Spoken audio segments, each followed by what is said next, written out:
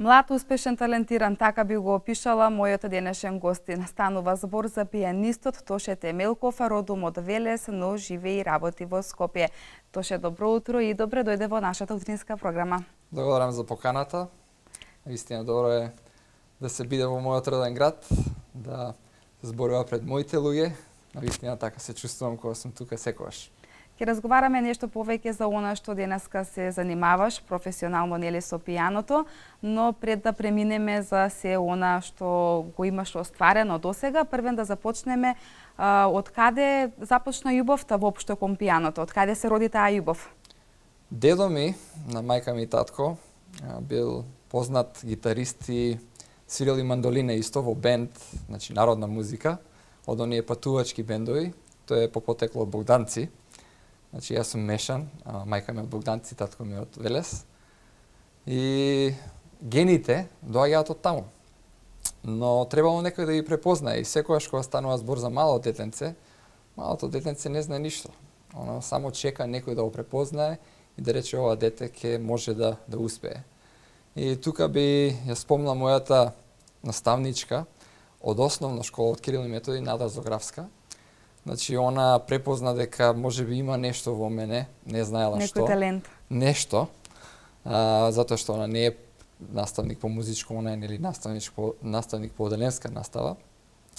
И таа рече, детево треба да отиде или на англиски, или на музичко, нешто треба за да има плюс од оние основни часови по, нели, општество, македонски и така натаму. И моите родители рекоа, ајде да пробаме на музичко, англиски ќе научи и така и така. Да. И така беше, нели, од телевизија се учи англиски многу лесно. И кога ме однесла во музичко, се сеќавам на наставничката Мерџана Челева и наставничката Светлана Ташева, рекоа, детево ќе свири пијано и навистина ќе биде голем талент. Знам дека бев касно, значи на 8 годишна возраст треба се запише детето во второ оделение, тогаш, сега може би е трето. И јас дури отидов во јануари или февруари така да ме слушнат, да видат дали можам да испеам некоја песничка, дали имам ритам и така натаму. Но во рокот наредните 6 месеци јас стигнав веќе до трета година учебниците. И веќе после 2 години настапив и на надпревар, веднаш освоив прва награда и натаму концерти, солистички концерти. Навистина не станува збор само за работа, за вежбање, туку станува збор за нешто дадено од Бога, значи како дарба. И јас го осеќам тоа и навистина до крајот на својот живот имам одлучено дека таа дарба ќе ја користам. Се сеќаваш и на првиот момент кога стапи во контакт со пијаното, кога го погледна, кога седна, кога отствири некоја песна? Да, ми кажа дали сакаш да ни отсвириш, да пробаш да отсвириш нешто од тие детски песнички што ги знам. И јас пробав, нормално дека не знаев ништо затоа што немавме пијано дома. Понатаму нели ми купија она електрично како синтесајзер, и понатаму ми купија пијано. Но сепак би кажал дека поврзаноста на желбата моја да свирам пијано е директно поврзана со мојата дарба или талент. Значи, она во што успеваш, она во што гледаш квалитет или напредок, тоа те влече уште повише да го правиш. И тука е мојата приказна, мислам, и мојата сторија најреална, дека јас забележав дека ова оди напред и ова е навистина она што треба јас да го правам. И продолжив.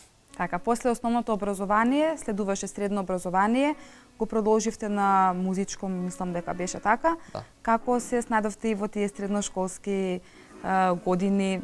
Тогаш имавте и повеќе можности и контакт, нели, да се запознаете со пијаното и да го истражувате, да учите, како беше? Да, тука во тој период беа моите најкризни, да кажам, тешки години, пубертет. И тука почнав да свирам дури и во бенд, почнав да свирам и бас гитара и да слушам и различни видови на музика, различни стилови на музика. И би рекол дека ми требаше некој плюс да кажам, предизвик за да повторно го засакам пијаното. И тука ќе ја спомнам мојата професорка од средно, Нина Среброва, и таа ќе дојдеше на час и ќе ми дадеше нека композиција да отсвирам, ја ќе ја научев за една недела и ќе отсвирев и она ќе речеше како е можно ти да не сакаш да свириш пијано и да бидеш познат пијанист. И ќе го завршеше часот.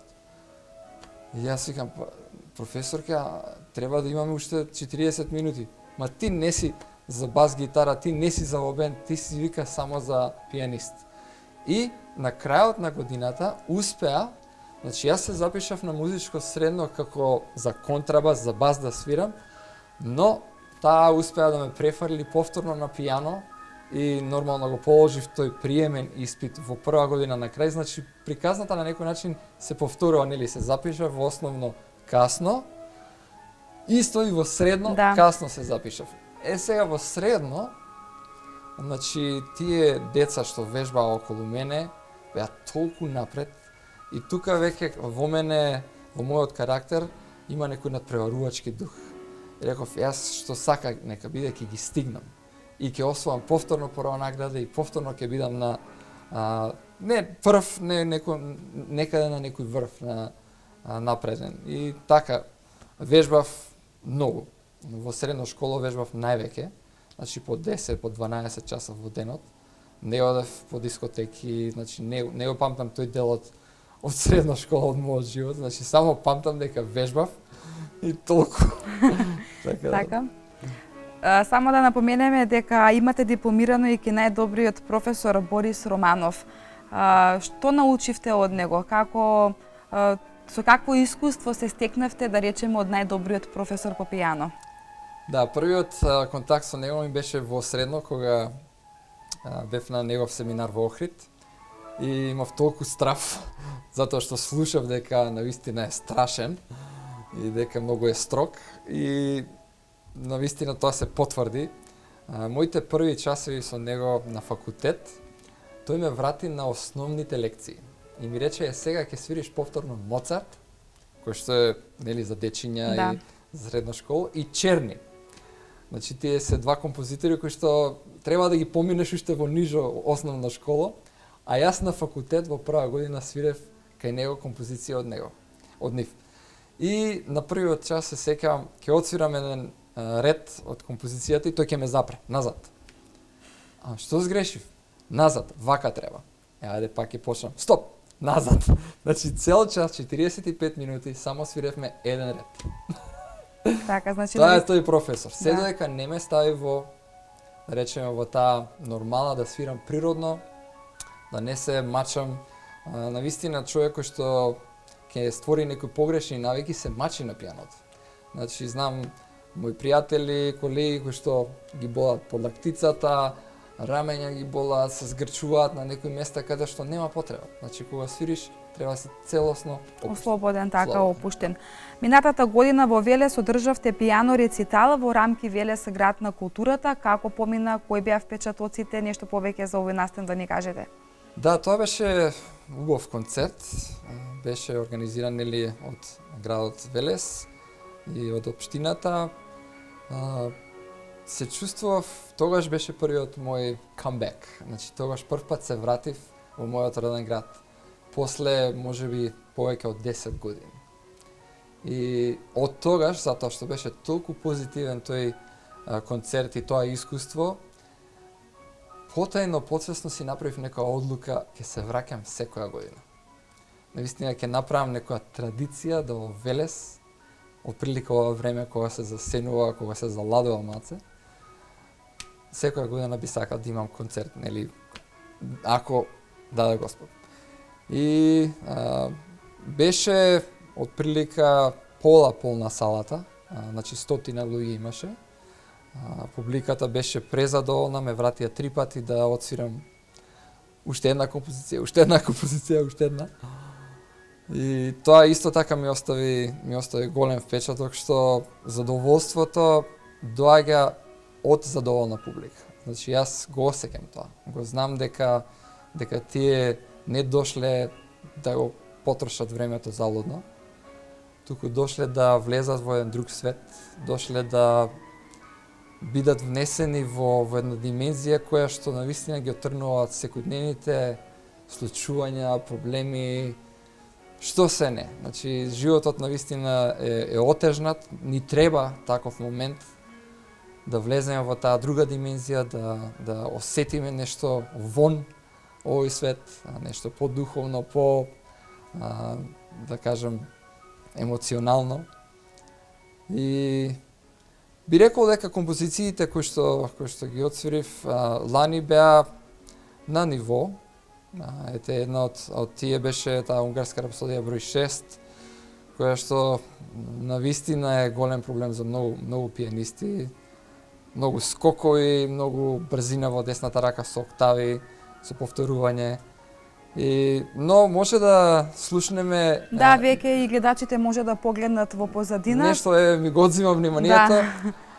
Нешто многу слично, значи ова е унгарска рапсодија број 2. И... Каде е ова? Овој концерт? Ова е во Охајо. Значи, само да видам...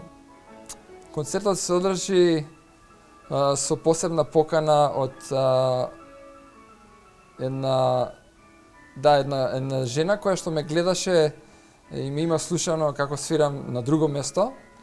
И таа е исто музичар, она свири оргулја. И таа рече, кај нас мора да направиш концерт во нашата сала.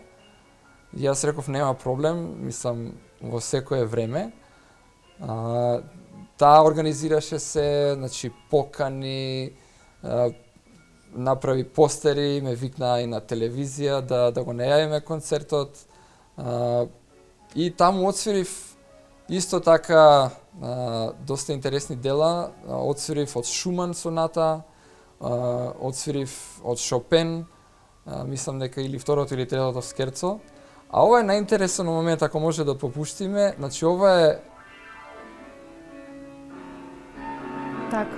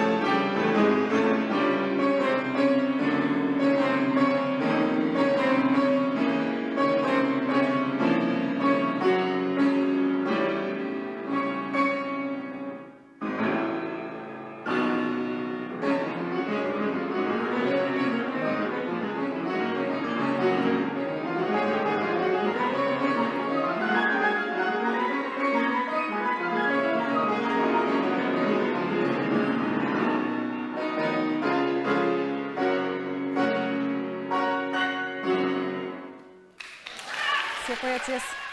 Зошто реков дека ова е интересен дел?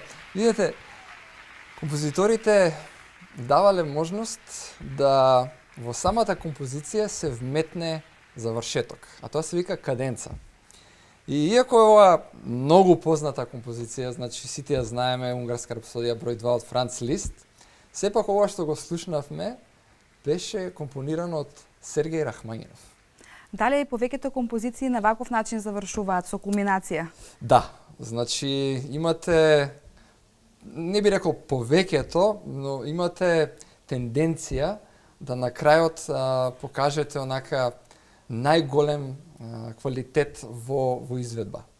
И оваа композиција конкретно и рапсодиите што се напишани, значи најчесто на крајот онака забрзуваат форте и стигнуваш до завршеток. Но дали заприметивте дека Сергеј Рахманинов, она што го слушнавме сега, ги користи мотивите од унгарска рапсодија број 2 и ги комбинира, ги става и во десна рака една мелодија, во лева рака друга мелодија и прави некоја хармонија која што е тотално различна, ама сепак тоа е делото на Франц Лист.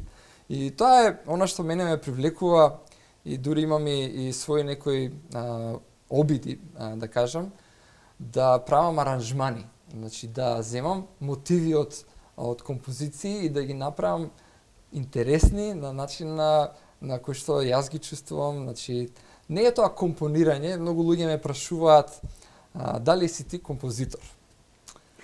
Искрено да кажам, не. Значи сум пробал милион пати. Јас сум пијанист. Да, јас сум пијанист.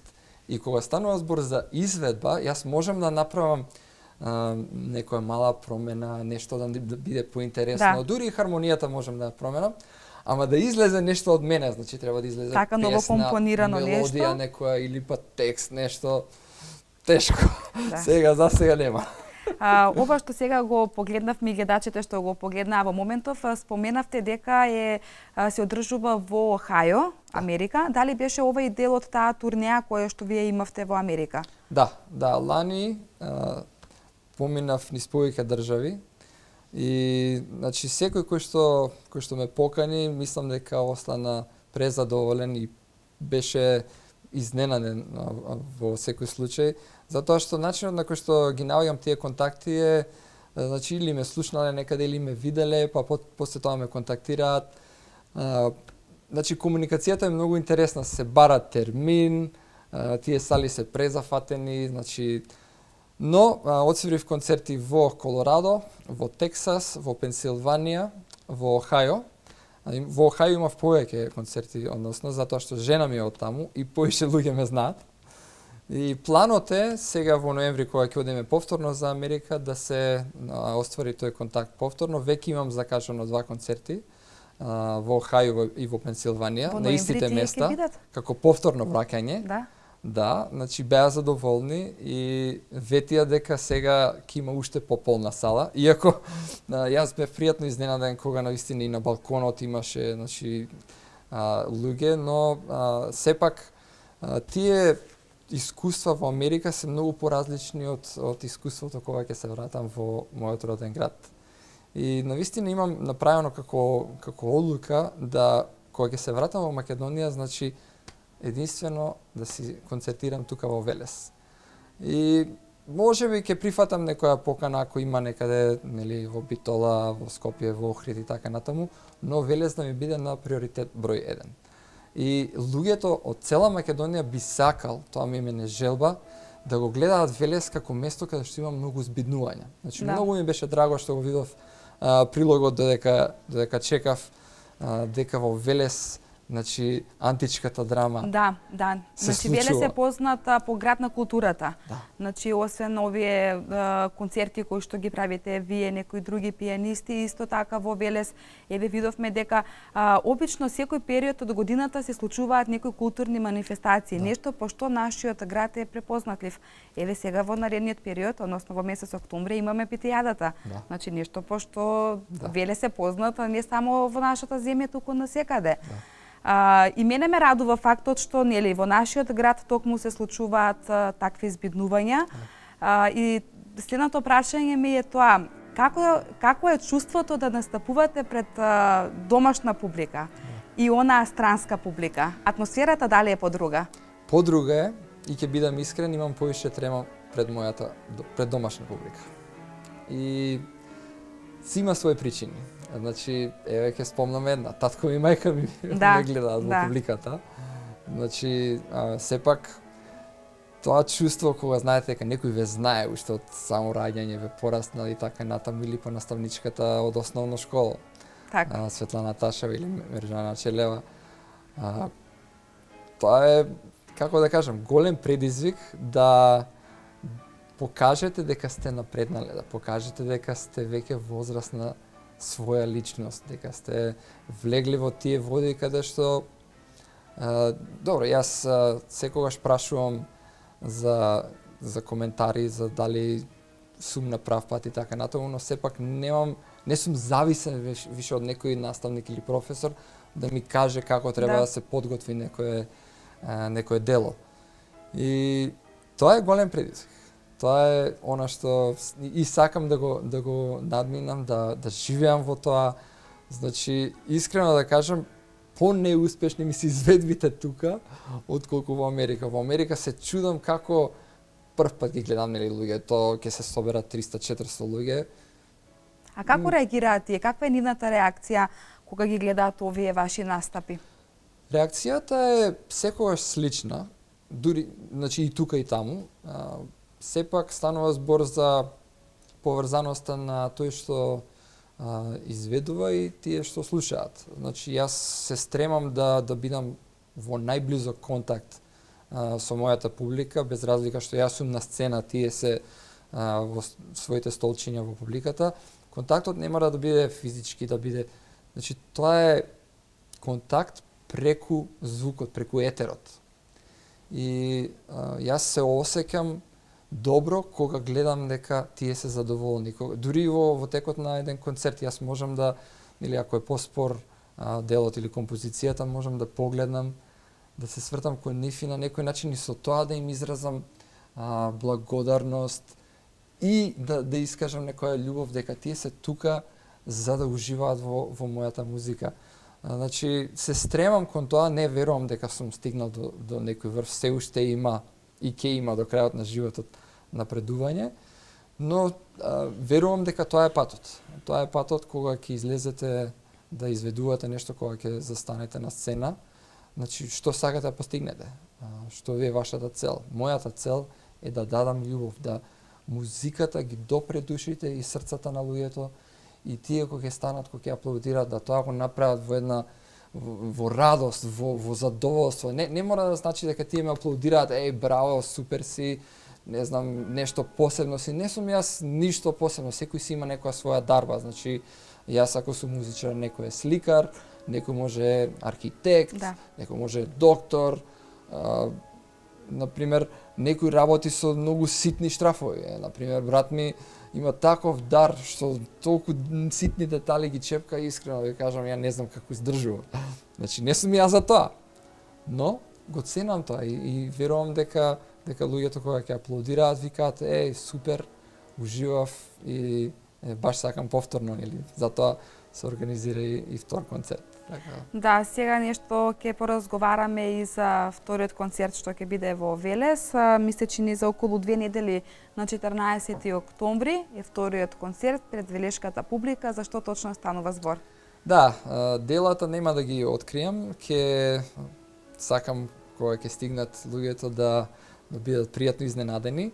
Значи, верувате, ќе биде убав концерт, ќе биде она што се стремам нели повторно да го надминам тој предизвик, да мојата публика ме прифати сега како по-созрян, да кажам, пианист. Но се надевам дека овој пат ќе наполниме салата. Значи, јас минатиот пат само луѓе кои што ми се блиски, кои што се од Велес, ме знаат така од кога сум бил дете, ги поканив и дојдоа. Сега поканувам од цела Македонија. Значи, сега луѓе од Охрид ги поканив, луѓе од Кавадарци, Битола, Скопје.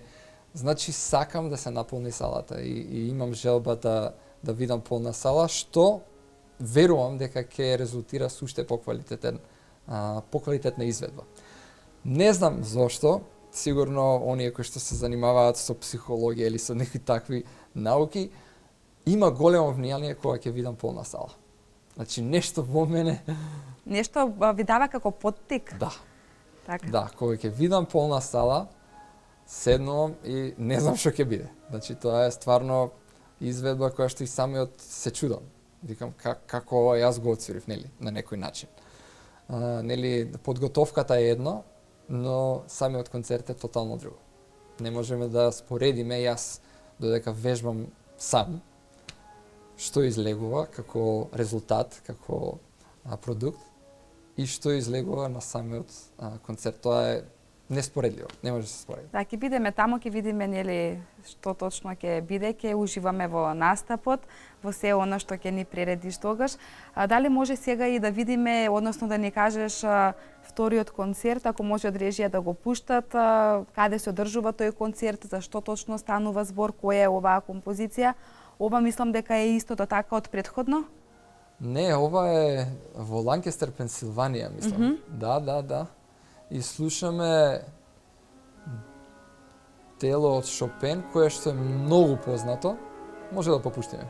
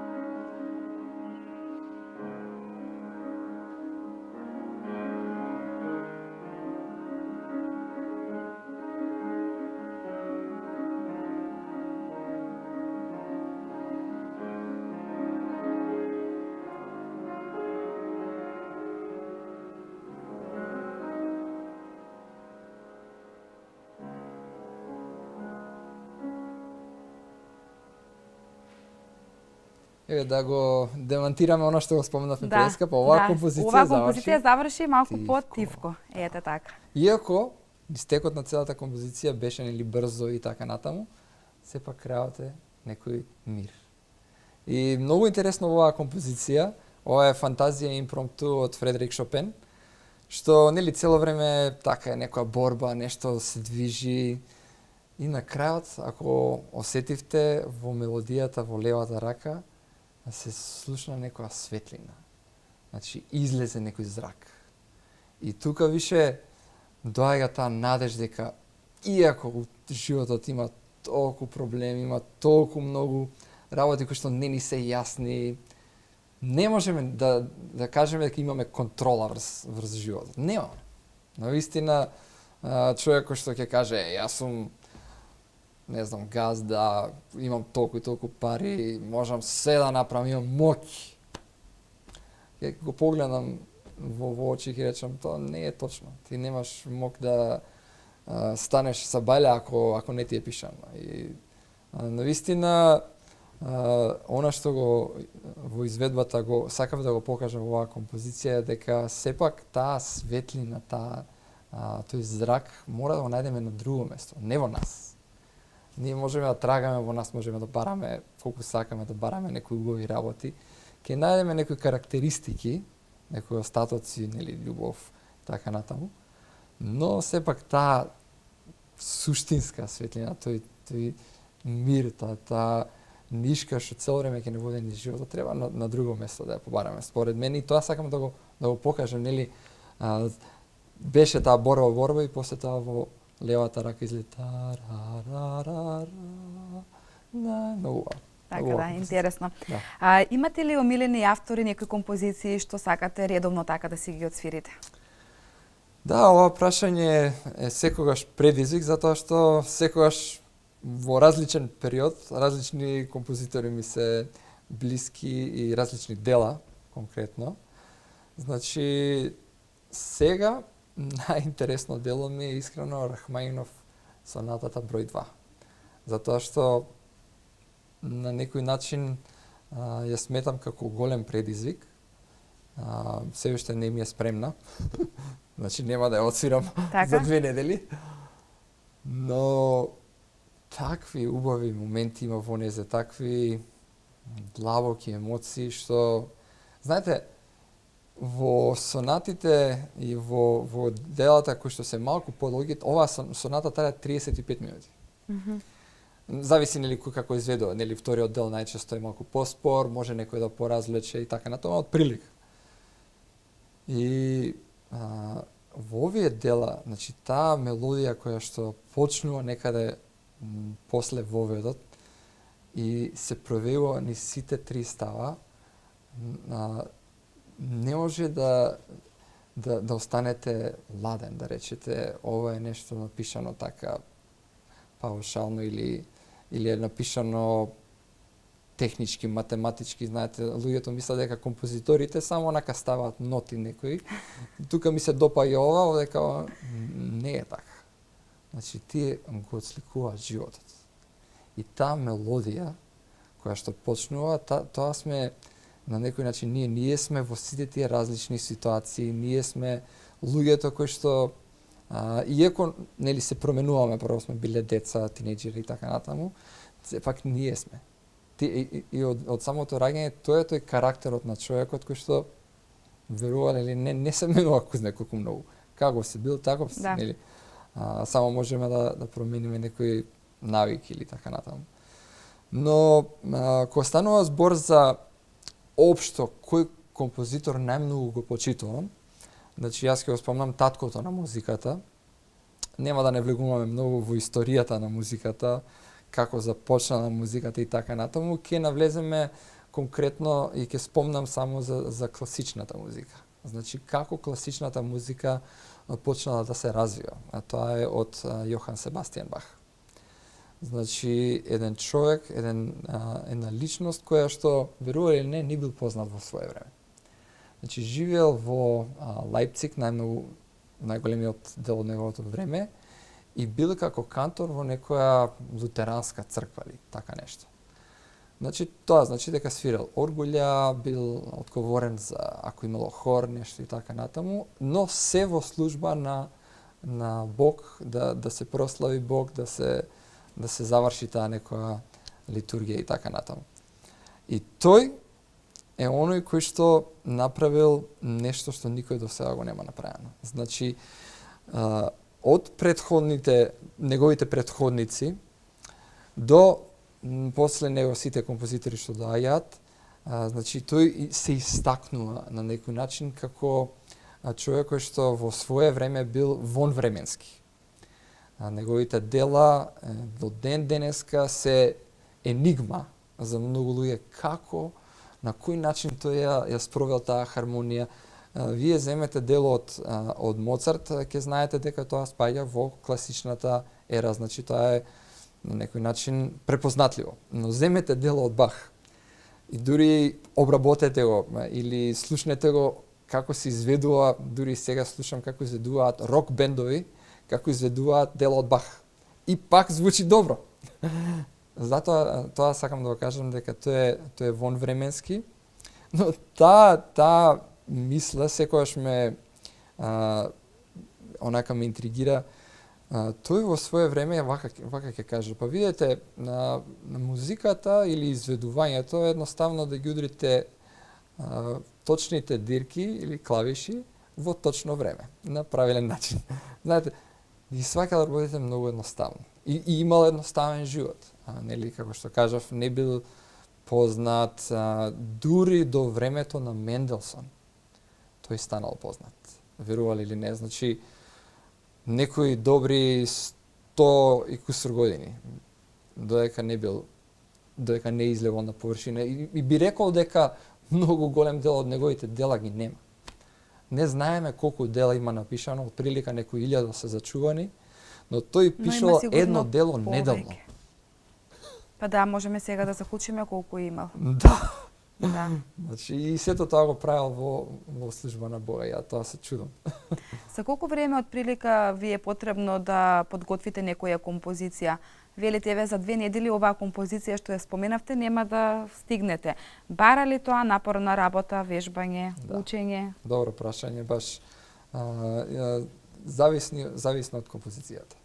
Значи оваа соната, втората соната Рахмаинов, ќе ми треба добри 5-6 месеци. Затоа што сепак јас не сум посветен само на пијаното. Значи, ако сум само посветен на пијаното, можеби ќе ја спремам за месец дена, да речеме. Но изискува и плюс не ја спремам само неизе. Значи, јас се обидувам и желба ми е да одржам материјал или програма од некои 10 сати. Значи, да имам во секое време спремно 10 концерти. И тоа е всушност мојата желба, да кога некој ќе сака да отсвирам некој концерт, јас им кажувам, повели одбери си програма. Значи, нека бидат тие дел од она што сакаат да јас да го отсвирам, и тоа бара многу работа. Значи, не само да подготвуваш нови дела, туку да одржуваш дела кои што веќе си ги спремил. Но ако земеме некој дело, например, валцер некој од Шопен или некој дело од Дебюси или од Бетовен, многу помалку. Значи, и сепак зависно од која ера. Например, едни од најтешките дела за мене се делата од 20 век. Значи, ќе спомнам делата на Прокофиев, Сергеј Прокофиев, Стравински. Тие дела, или Балакирев, тие дела се едноставно со други димензии, други хармонии, други мелодии. Композиторите не оделе само во комплексност на делото, туку во комплексност и на изведбата. Значи, новите дела бараат таква техничка спремност, што не можете едноставно да кажете спремен сум ако само го научите на памет или ако само го цвирите еднаш. Ако делото го спремите, ако кажете дека е спремно, тоа значи дека сте го научили на памет, имате изведба од него барем 2-3 пати, и тогаш ќе кажете, окей, можам да го отсвирам. Интересно е што јас, како навика, имам да кога имам концерт, пред да имам концерт, програмот го отсвирам 2-3 пати во еден, во еден здив. Значи, да стигнам до тоа ниво, да целиот концерт го имам спремено да го отсвирам 3 пати на високо ниво, за кога ќе дојде концертот, значи денот на концертот јас само ќе опробам пијаното. Нема да свирам, да вежбам многу, туку само ќе опробам пијаното и ќе го отсвирам целиот програм еднаш, и ќе ми биде како едноставно уживање, како песна. Освен љубовта кон пијаното, дали имате и љубов кон некој друг инструмент, можеби? Да, значи како што спомнав, свирев во бенд во тие тинејџерски години, и од тогаш ми остана гитарата. Тогаш свирев бас гитара, но било каква гитара. Сега најмногу ме влече она што Владко Стефановски го прави со нашите фолклорни песни, народни песни, и искрено се наоѓам себе си многу често, имам гитара дома, ќе си седнам, значи можам да ги свирам до некаде, не на некој висок стил, калајџиско, пајдушко, овие што се народните песни. Тоа сепак е љубовта од дедото, така? Да, за народни песни јас имам голем репертоар. Значи, у секое време можам оние што се староградски да седнеме, да си отсвириме, да си запееме. Сепак сум македонец, нели? Да. Мораме да споменеме, јави да им кажеме и на гледачите дека вие сте татко на 4 машки деца. Да, фала. Да се здрави и живи. Како тие се имаат ли некоја љубов кон она што вие сега го работите, додека на пример свирите некоја композиција? Знаат ли често да дојдат да ве прашаат што е ова, па сакам и јас да пробам да видам како е? Да, они се уште малечки.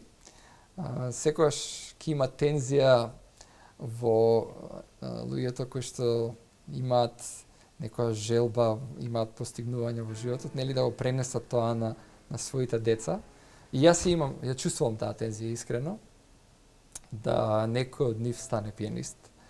И секогаш го поставам прашањето кој ќе биде тоа. Значи 4 машки дечиња, сите од нив, секој од нив верувам дека е со моите гени, и жена ми исто така има музички гени, значи има прекрасен глас.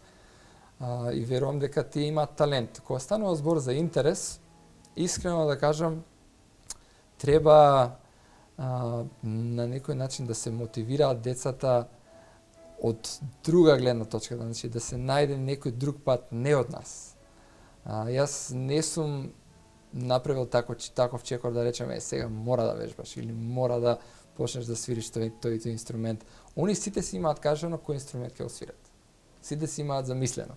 Еден од нив има кажано пијано еднаш, ама после тоа ќе смени нешто, ќе каже виолина, некој ќе каже саксофон и така натаму, или ударни инструменти. Но верувам дека ќе дојде тој момент, значи сепак се уште се мали, под 7 годинки, и ќе одлучат заедно со нас и ние ќе се на некој начин стремиме кон тоа да им бидеме мотиватори.